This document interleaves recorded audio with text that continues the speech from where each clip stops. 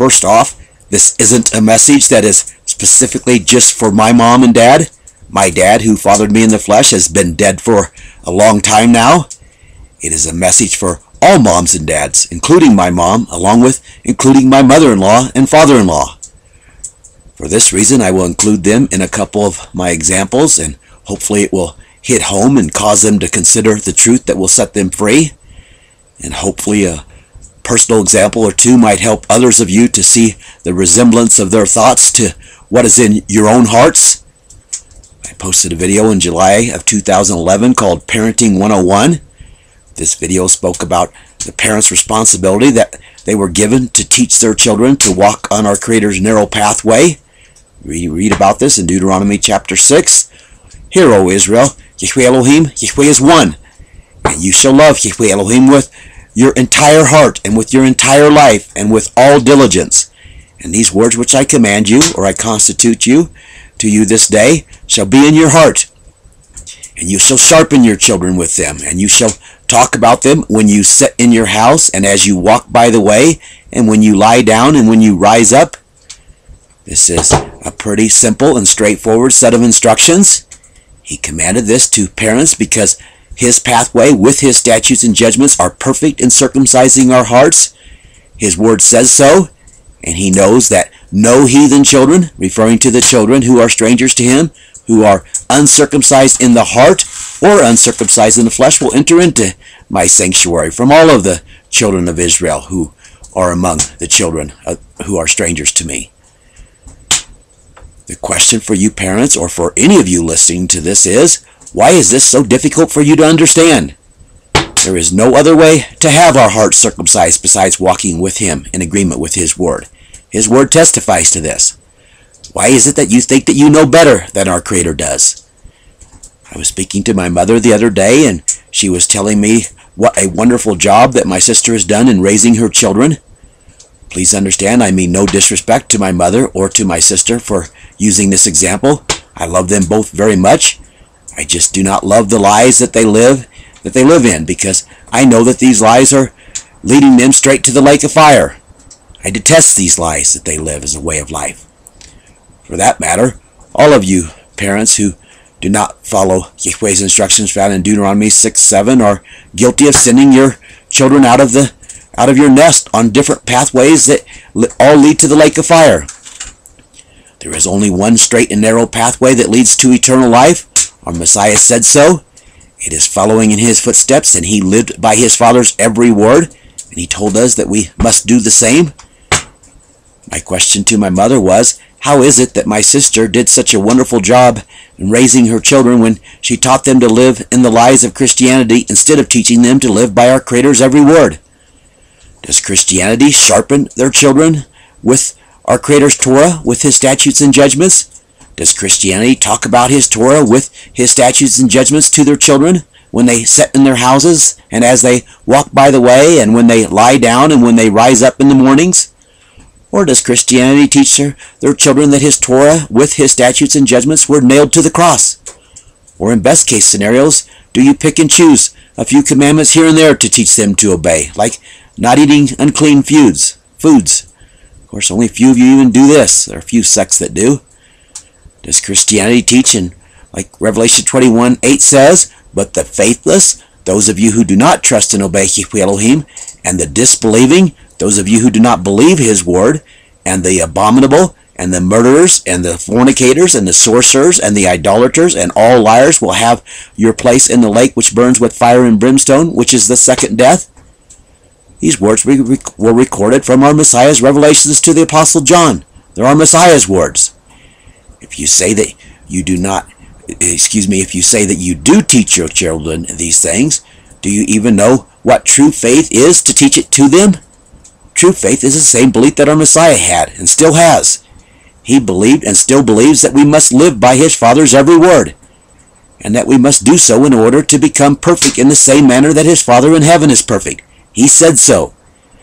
How about teaching them that your children that those who do not believe Yahweh's word will be cast into the lake that burns with fire and brimstone? Can you honestly say that you teach them this when you yourselves put your trust in the flesh of your own arms? His word said, "Cursed is the man who puts their trust in man and makes the flesh of his arm his strength, and whose hearts are far from Yahweh's true righteous character." True belief in His word is trusting in His word. On top of that, if you truly believe in His word, you would believe what His word says about the consequences for not living what His word says to do. And you would fear not living His word because you would fear the consequences that His word declares will be heaped upon you for not living His word. How about teaching your children that all that is abominable will be cast into the lake of fire? Do you teach them that all unrepentant homosexuals that do not turn from their abomination will be cast into the fire? Do you teach them that eating that which is unclean is an abomination? Do you teach them that having graven images is an abomination? No, most of you load your houses with graven images. Even your pictures of your make-believe image of the Messiah originated from pure filth. And your whorehouses that you call your churches are loaded with graven images. Serving and worshiping a false image of the Most High is an abomination to Him. His word says so. But you teach your children to serve and worship your false images of Him and His Son with no shame whatsoever for doing so. And I have only listed a few of that which His word declares to be abominations to Him. How about the next group in the revelations of our Messiah? The murderers. If you are sending your children out of your nest on a different path than the only path that leads to eternal life, you are guilty of murder. And you are teaching them that this is how to raise children, so you are teaching them to be murderers as well. Plus, if you are teaching them to let others whom they know and love go unchecked and skip merrily along the path to the lake of fire without trying to warn them to turn from their rebellion, this is the spirit of murder as well. The next group in Yeshua's list, the fornicators. When I was still part of the beast system, and yes, Christianity is that which the mother whore and her daughters set upon, I remember reading statistics that were staggering in how many Christians from both sexes had committed adultery with their spouses. But the number is not 100% like it is for the percentage of Christians who commit fornication with the Most High. So obviously it is a given that you teach your children to fornicate. Maybe not necessarily with their spouses, although this is certainly the case with many of you as well with the example that you set before their eyes. But you teach them to be whores to their Maker by teaching them to be in love with make-believe images of Him and His Son. Next, Yeshua said that all sorcerers will have their place in the lake of fire. This word is translated from the Greek word pharmakias, where we get the word pharmacy from. Some think that this word is only referring to druggies or actual sorceries like tarot cards or horoscopes or other abominations like these. And yes, these are abominations as well. But what about going to doctors or taking man's medicines for healing? Is doing so trusting and obeying Yahweh? Is teaching your children to rely on man for healing, teaching them to trust and obey Him? His word clearly says that the answer is no. He does not give His glory to another. He tells us that if we will obey His word, He will heal us. And this is more than just healing our minds, as some of you think. But how can your children's minds even be healed if you refuse to teach them that they must first obey Him? Next on Yeshua's list, the idolaters. Wow, talk about a religion that is full of idolatry. Just look at all of the crosses on your walls or around your necks alone. It is just sick. Most people who study His murder believe that Yeshua was killed on a stake and not on a cross. But let's just say that He was killed on a cross for argument's sake. With this line of thinking, if He was killed with a shotgun, would you hang a golden shotgun around your necks or on your walls? Probably so. And this is just one of your many idolatries. Even your children whom you live to murder are often your idols. And so are your jobs and your cars and your houses and your yards and your summer houses and your boats, and I could go on and on and on. Your lives are certainly not centered around walking on Yahweh's straight and narrow path that His Son walked on. The next action that will get you a first-class ticket to the lake of fire is lying. Yeshua said that all liars will be cast in to swim in the lake before they are burnt up. Most of you think that what you call little white lies are no big deal. You have the belief that since no one is perfect, it is okay with the Most High to tell a lie. Most of you are so programmed to lie automatically in your day-to-day lives that you do not even think that your lies are lies. You say things like, well, that's not what I meant, when full well is what you meant. A lie is a lie. And by not teaching your children that all liars will be cast into the lake of fire, your doing so is what the prophet Hosea referred to as blood-touching blood. For that matter, you're living the above list of sin, and teaching them or others to do the same is blood-touching blood as well. I posted a video on this subject last July called "And Blood Touches Blood" that expands on this, but I'll share with you an example of what I'm talking about today.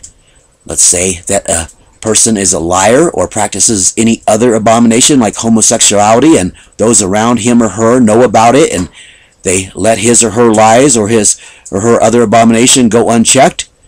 This is blood-touching blood. It is the spirit of murder, and their blood will be on your hands.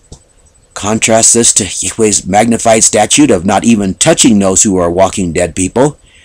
If no one would even touch the person who is not following in our Messiah's footsteps, just maybe it would cause them to examine the evidence that they are a dead person walking in the flesh before Elohim's eyes. Granted, if just one person observes a statute, or one family, or even a few families, it would have very little or no impact on the world. The dead would just write these few people off as being insane, and they would continue to skip merrily along on the pathway to the lake of fire, high-fiving one another as they neared the end of the plank, before they ended up having weeping and gnashing of teeth. But if this statute was a way of life for the world, it would cause those not walking as Yeshua walked to consider their pathway. The other night, when I got off the phone with my mother, I was speaking to my wife about how it is so unbelievable how people refuse to get that which is so simple. Since my sister's children were involved in all sorts of Christian activities like missionary work, where they helped Satan spread his lies to the world, she brought up an interesting point about her own mother. She said, if I was involved overseas in Satan's missionary work, my mom would be happy as can be with me, and she would boast about my efforts to her friends and to those in her whorehouse. She made the point that she would do this even if she was in a third world country living in a tent. But as it is, she said, instead, I am living in a tent in obedience to our Messiah's instructions to flee, and I am obeying our Creator, and she condemns me for it. The world has it all backwards, and you teach your children to have it all backwards as well. You call good evil, and you call evil good, and blood touches blood. But the good news is your rebellion to the Most High and your ability to continue to pat your children on the back as you teach them to march along a path to the fire will soon no longer be allowed. And you will be purged from before Yahweh's face if you do not turn from your abominations and tell those whom you love, including your children, to do the same. And then flee to the mountains, because the abomination of desolation has been revealed, and our Creator's wrath is at the door. Thus saith Yahweh Elohim.